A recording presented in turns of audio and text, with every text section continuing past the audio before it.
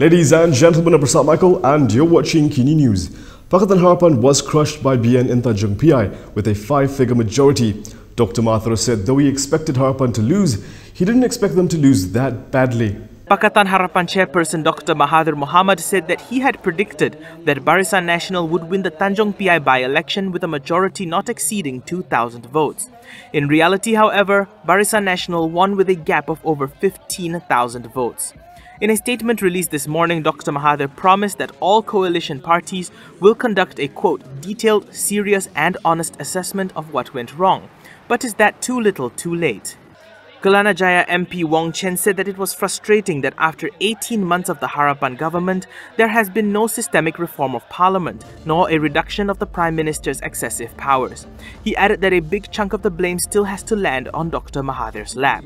Meanwhile, Dr Mahathir's detractors said that the loss served as a referendum to his leadership. Following this, a message began to circulate on social media stating that the Prime Minister would immediately announce his resignation. However, according to an officer from the Prime Minister's office, the message is false. There is a new Member of Parliament in the House. It may be his first day, but he's already putting his foot down. After crushing Harapan on Saturday, BN's Wee Jack Seng was sworn in at the Dewan Rakyat today as the new Tanjung Piai MP. Bahawa saya akan menumpahkan tak setia yang sebenar kepada Malaysia. In his first press conference as a lawmaker after winning the by-election on Saturday, we had a message for the Harapan government. Mulai hari ini, pusat khidmat saya telah dimulakan 2 tempat, satu di Pekan Nanas, satu di Pontian. Tapi yang lebih penting ialah masalah-masalah, terutama kerajaan PH yang buat banyak janji itu, kami harap kerajaan mesti tunaikan, terutama golongan-golongan daripada nelayan, peternak-peternak daripada sangka di Kukulau Air Masin. Saya akan pastikan di parlimen ini supaya kerajaan mesti mengambil prihatin ataupun menyelesaikan masalah mereka. With Wee swearing in, MCA has doubled their number of MPs. Though it's his first day, Wee Jack Seng hasn't been shy. He even took part in the minister's question time by asking a supplementary question, which earned praise from party president Wee Ka Siong. Pakatan Harapan's defeat in Tanjung Piai is being interpreted in many ways, and in Harapan you could say there are 2 schools of thought: support Mahathir's leadership or hold him responsible. Let's take a look at who's saying what. Following Harapan's defeat in Tanjung Piai, PKR Deputy President Azmin Ali has called on the coalition members to rally behind the leadership of Prime Minister Dr Mahathir Mohamad, as it is not the time for members and leaders to take potshots at each other. PKR President Anwar Ibrahim said that the defeat does not mean the end of the Pakatan Harapan government. Kita terima kekalahan yang mengejutkan dan kita sedar perlu ada beberapa tindakan yang lebih berkesan untuk memulihkan keyakinan rakyat. Tetapi kekalahan satu kerusi atau 2, 3 tidak menyebabkan kerajaan harus undur. Kerajaan ada mandat untuk terus berkhidmat untuk rakyat. Meanwhile, Johor DAP Chief Liu Chin Tong said that Harapan's defeat in the Tanjung Piai by-election could mark the start of the coalition's end, but is also a chance for a new beginning. He said that the Harapan leadership, including the DAP, will conduct a nationwide tour to listen to the views of the grassroots to chart its future direction. The Penang Second Deputy Chief Minister said that the by-election result was an indication of the people's pent-up anger and frustration at Harapan. Former Law Minister Zahid Ibrahim said that Malaysia needs a new leader who can keep the country on the right path. Former PKR Deputy President Syed Hussein Ali suggested that Dr Mahathir should step down following the electoral debacle. Zahid Hamidi sees BN's victory in Tanjung Piai as a mini referendum that shows people are rejecting Harapan. Here's what he and other BN leaders have to say about their victory. Biarpun mereka tahu tidak ada peruntukan sebagai ahli parlimen pembangkang, namun bagi mereka itu tidak sepenting untuk menghantarkan satu isyarat pada kerajaan yang ada sekarang bahawa bukan hanya sekadar manifesto, tetapi mereka harus memikirkan bahawa ketidakpuasan hati mereka tidak boleh memperkecilkan ahli-ahli parlimen pembangkang. Tak kira atas nama semangat kesetiakawanan Barisan Nasional ataupun muafakat nasional, semangat muafakat nasional ataupun solidariti pembangkang, itu bagi saya tidak penting. Yang penting ialah kita tetap memperjuangkan nasib rakyat. And for next election, if Pakatan Harapan doesn't give harapan to them. Yeah, they've done nothing. They've not honoured what they have promised.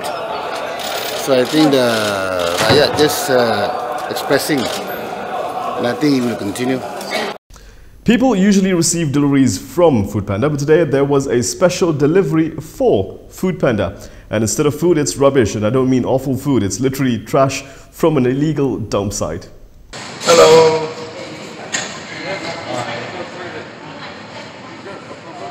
Sorry?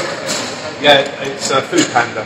So if you want to get Foodpanda down, we can clear all of this rubbish up. 6 large pink food delivery bags used by riders to deliver food were stacked at the lobby of a high-end office building in Kuala Lumpur. But instead of food, those bags were packed with waste recovered from an illegal dump site near the Orang Asli Hospital along Jalan Gombak.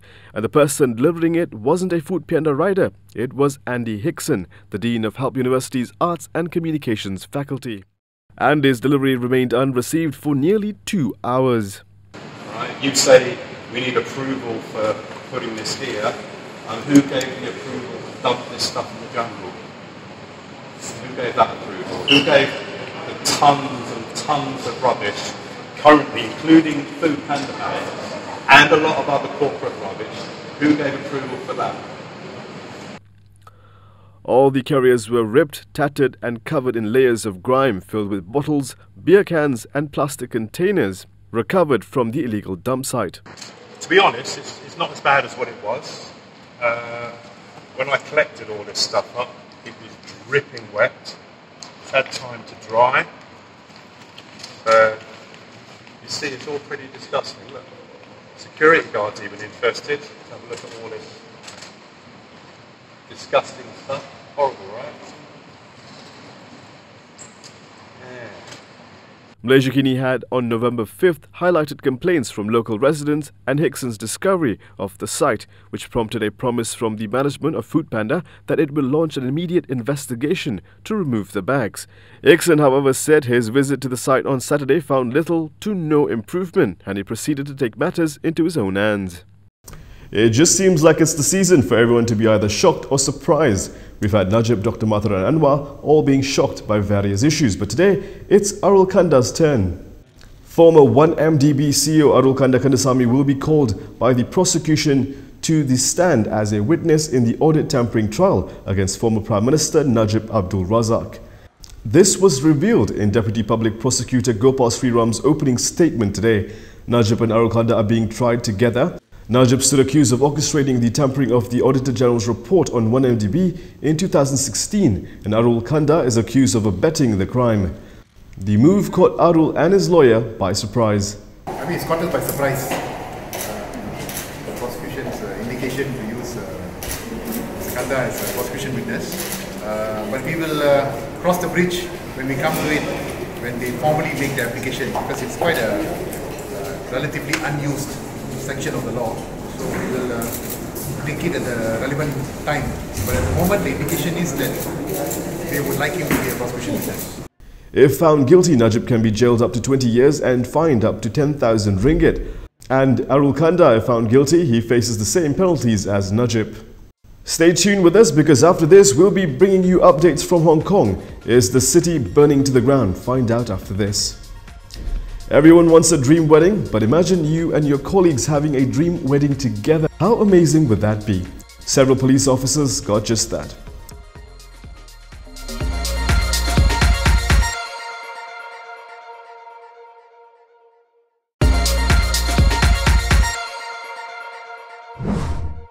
In Hong Kong, hundreds of masked radicals and police officers remained locked in a standoff at the Polytechnic University after more than 24 hours of unprecedented clashes, with live rounds being fired at several locations on Sunday night.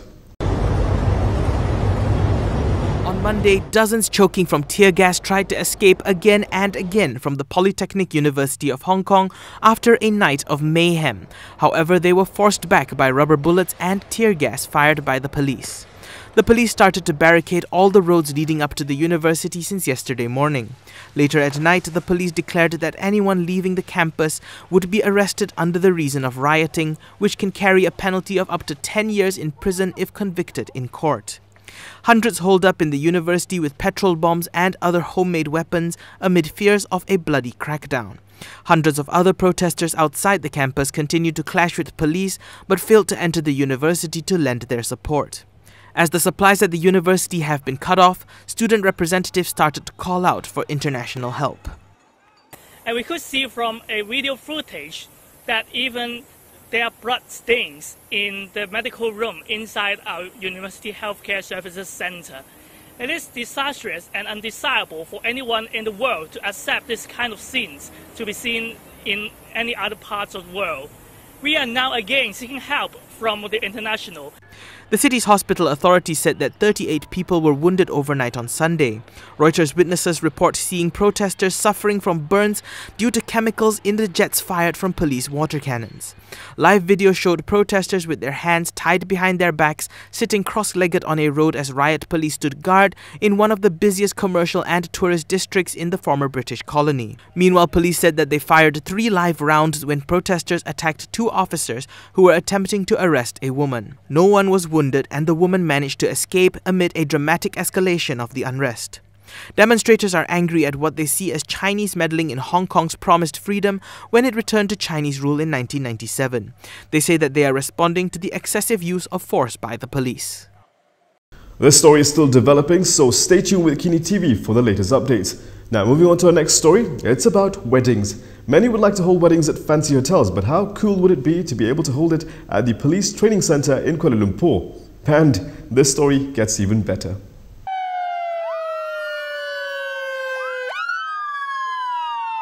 With sirens blaring, a convoy of 9 police vehicles pulled up at the police training center in Kuala Lumpur yesterday. There was no training or incident. Instead, for 9 couples, the sirens marked the beginning of an important day.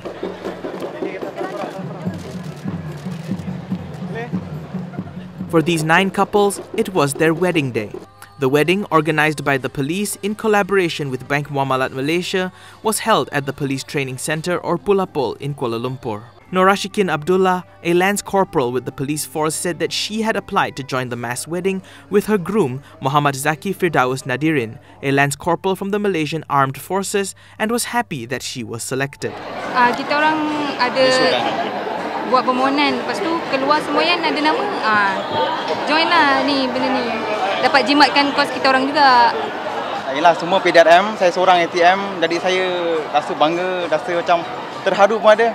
Saya rasa bersyukur sangat-sangat sebab dapat mengurangkan kos kita orang plan ni tahun depan, tapi rezeki kita orang dapat ni, dapat tahun ni juga kan. The mass wedding ceremony yesterday was the second that was organized by the police force and Bank Muamalat.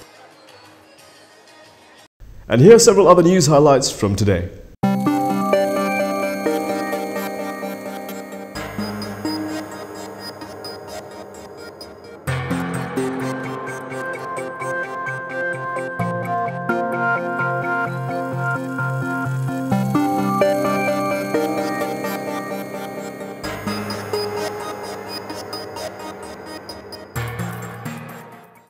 And that is all from me today. For more stories, go to KiniTV.com. You can also follow us on Instagram, Twitter, YouTube and Facebook for the latest news updates. I'm Prasad Michael. Thank you for watching. Good night.